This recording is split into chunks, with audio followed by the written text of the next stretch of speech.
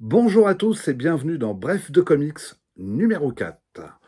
Aujourd'hui, nous allons parler de l'intégrale Iron Man 1978-1979. Alors là, je vous vois venir. Vous allez dire, Planète, il n'est pas très original, il nous a déjà fait un bref de comics sur Iron Man il y a quelques semaines de ça. Oui, c'est vrai, je vous avais fait un bref de comics numéro 3 sur cette intégrale qui venait de sortir donc de 1979 à 1980, en sachant que c'est celui-ci et celui qui précède celui-là. Alors pour quelle raison je suis si peu original et pourquoi je parle de cette intégrale? Tout simplement parce que apparemment la vidéo et le bref de comics numéro 3 a intéressé pas mal de monde et beaucoup de gens ont réagi, même si c'est pas non plus oh là là. Donc je me suis dit, c'est vraiment un sujet qui vous intéresse, c'est une période qui vous plaît, donc on va en parler. Donc on revient sur les débuts de David Michelinie, de John Romita Jr. et Bob Layton sur cette période d'Iron Man, en sachant que je crois que Bill Mantlo scénarise les premiers épisodes, me semble-t-il, les 3 premiers épisodes. Alors, comment David Michelinie est-il arrivé dans cette intégrale? Alors, il faut savoir que David Michelinie, c'est quelqu'un qui, sur les séries Marvel, il n'en lisait que 3. C'est-à-dire qu'il lisait Conan le Barbare, il avait lu le Silver Surfer, donc de John Buscema et de Stan Lee en intégralité, et une troisième série qui est évidemment, évidemment, c'est pas si évident que ça, mais Submariner. C'est les 3 séries, donc Namor, le prince des mers, qui lisait. Quand on lui a confié la série Iron Man, il ne connaissait absolument rien sur le personnage. Mais alors, rien du tout. Ce qui l'embêtait terriblement, parce qu'il se disait, mais comment je vais raconter des histoires sur Tony Stark et Iron Man si je ne connais pas son univers? Évidemment, il va se replonger sur les récits précédents, et par chance, il va travailler avec quelqu'un qu'il connaît bien, c'est Bob Layton. Ils avaient déjà travaillé ensemble chez DC Comics. Et Bob Layton est lui, par contre, un véritable fan d'Iron Man, un fou furieux d'Iron Man. D'ailleurs, ça se ressent dans son travail. Donc, c'est lui qui va beaucoup l'aider à écrire les scénarios. Donc, c'est là où on voit l'influence de Bob Layton, au-delà du fait qu'il est encreur et qu'il influence énormément par son style les dessinateurs qui vont s'emparer de la série. Mais aussi, il a une importance dans le scénario, ça faut le savoir, et c'est en ça que Bob Layton est vraiment, j'ai envie de dire, l'artiste de proue de cet arc et de cette période d'Iron Man. Alors, il y a quoi dans cette intégrale Iron Man, hein? C'est ce que vous vous demandez. Donc, nous avons Iron Man du numéro 113 à 128 qui ont été publiés précédemment dans Strange 115 à 130. Vous avez aussi Marvel Première 44, où il est question d'une histoire et d'une aventure du Valet de Cœur.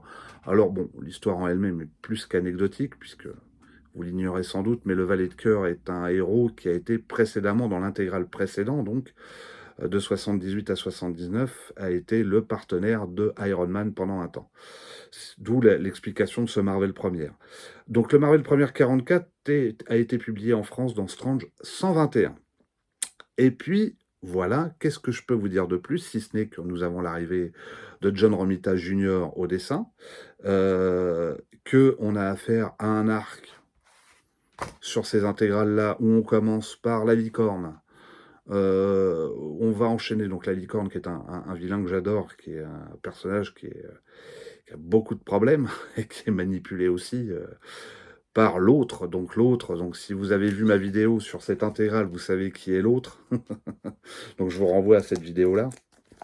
On retrouve Madame Masque, le comte Neferia. Et oui, le comte Neferia, suite à sa mésaventure contre les Avengers. Donc si vous suivez un peu le parcours du comte Neferia, pour beaucoup d'entre vous, vous avez lu les Special Strange consacrés où il affronte les X-Men associés aux Animen et normalement il est censé avoir disparu ou être mort dans l'accident d'avion dans l'explosion du chasseur plutôt, avec Épervier, donc Thunderbird, le X-Men qui est mort, qui est censé être mort avec lui. Mais voilà, patatras, dans les Avengers, on découvre que le comte Neferia est toujours vivant et qu'il a récupéré des pouvoirs de très costaud. c'est-à-dire les pouvoirs qu'il a, c'est ceux de Superman.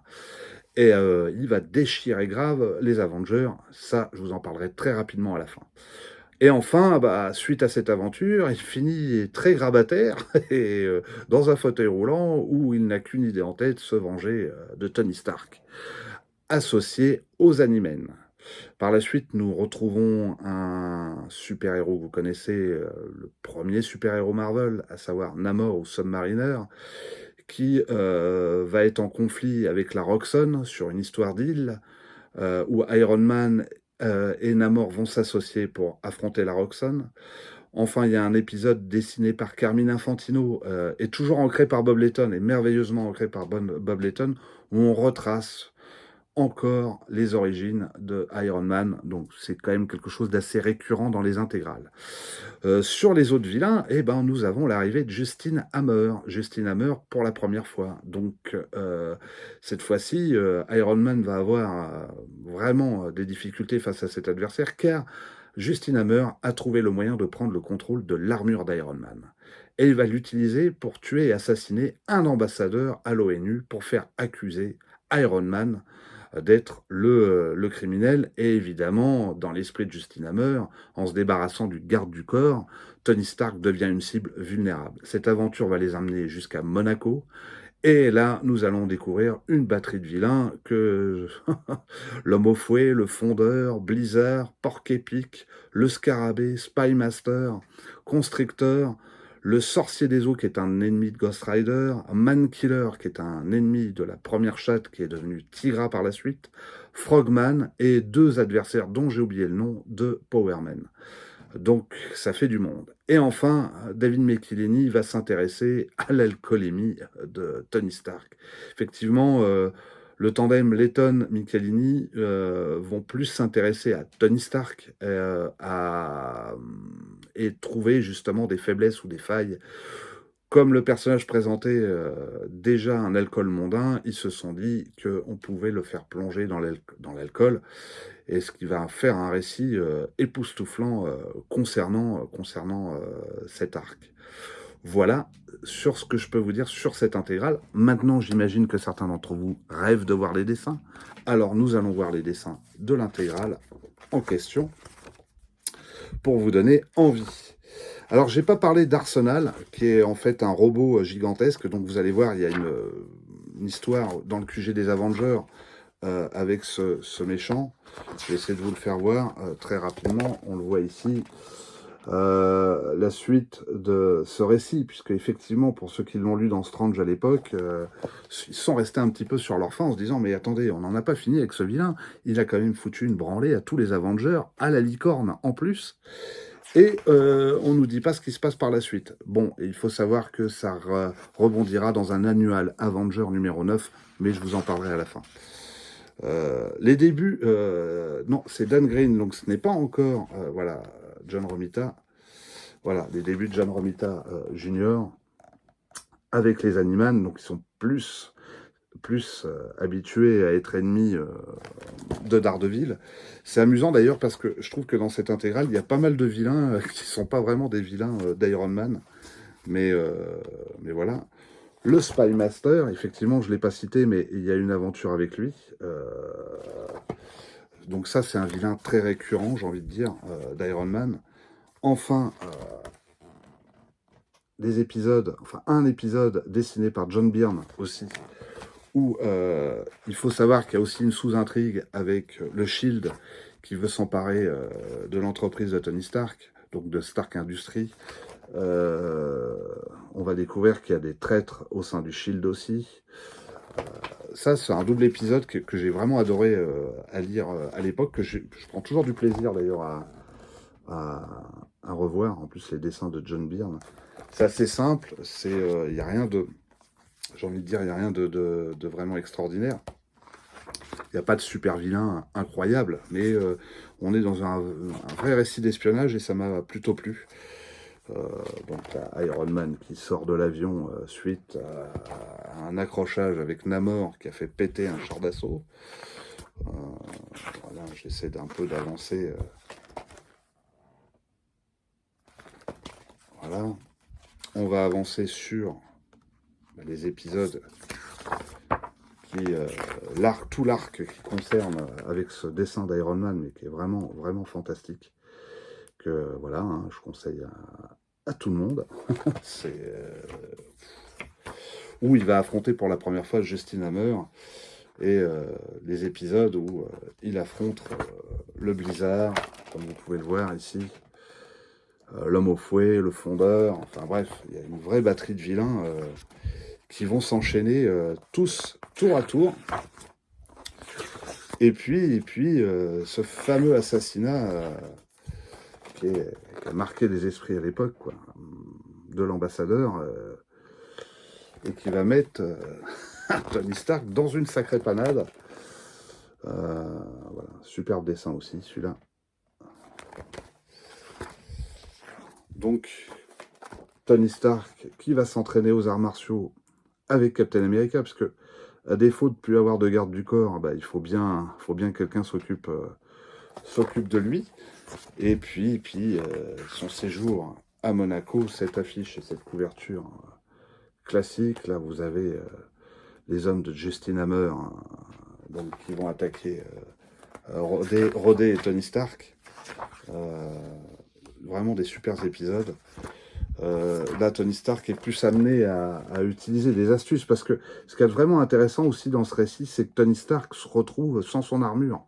Et donc, il est un peu obligé de faire preuve de son génie pour pouvoir affronter la batterie de vilains. Et les épisodes montent crescendo vraiment, vraiment très très bien, jusqu'au moment ultime où on finit sur ce climax avec tous les vilains autour de lui. Et waouh, c'est vraiment du grand, grand moment. Et puis il y a les épisodes, voilà. Cet épisode-là que vous connaissez sûrement tous, où Tony Stark plonge le nez dans l'alcool et déraille complètement. Donc ça va être un problème un peu récurrent dans le cas de Tony Stark. Voilà sur cette intégrale. Mes conseils lecture et pas mes conseils lecture. Alors on va commencer par ce que je ne vous conseille pas, parce qu'on a parlé de Namor. Je ne vous conseille pas ces deux intégrales-là. C'est non. Alors probablement le prochain sera intéressant, parce que c'est John Buscema au dessin qui arrive, donc ça sera sûrement sur l'intégrale 68-69, quelque chose comme ça. Mais là, ces deux-là, non, ça, c'est pas possible. Je vous conseille évidemment, ma vidéo sur le sujet, sur cette intégrale-là. Donc, allez-y, regardez-la si vraiment ça vous plaît, parce que c'est la suite de cet arc. Voilà, je vais pas vous en dire plus, parce que j'en ai déjà dit beaucoup. Et puis, à la différence de la précédente émission, je ne vais pas trop vous parler d'Iron Man, mais vous donner des conseils lecture sur d'autres personnages. Donc évidemment, je vous conseille pour Arsenal, si vous voulez la chute de l'histoire, cette intégrale Avenger, qui est l'Avenger 1979, où nous avons l'annual en question, ou la conclusion de ce récit avec Arsenal, ce robot vraiment, vraiment surpuissant, quoi. Je vous conseille, concernant le comte Neferia, si vous avez adoré, et si vous voulez découvrir le comte Neferia, avoir les pouvoirs de Superman, je vous conseille cette intégrale-là, donc qui est l'intégrale Avenger 1977, où là, c'est dessiné par John Byrne, et ça envoie du bois, mais vraiment du bois, et c'est vraiment, en termes d'enjeu, c'est incroyable, incroyable. Et croyez-moi qu'il y a du costaud avec les Avengers, hein. Mais ça va pas être simple. Et puis, si vous voulez toujours voir le comte Neferia, ou au moins son retour, je vous conseille ouvertement cette icône, qui est l'icône tome 2 de Kurt Busiek et de Georges Pérez, où vous avez alors un crossover entre les Thunderbolts et les Avengers. Donc c'est Thunderbolt 42 à 44 et Avengers 32 à 34. Attention, Avenger, nouvelle série, donc c'est des années 2000. Et puis voilà, vous allez là aussi revoir Neferia et Madame Masque dans le récit. Voilà, j'espère que cette vidéo vous a plu. Si ça vous a plu, moi je vous conseille un petit pouce bleu, hein. Et puis je vous promets, la prochaine fois, je ne ferai pas de vidéo sur Iron Man, parce qu'on a quand même fait pas mal le tour, les gars. Alors je vous embrasse tous, et puis n'oubliez pas, le Parigo, vaut mieux l'avoir sur YouTube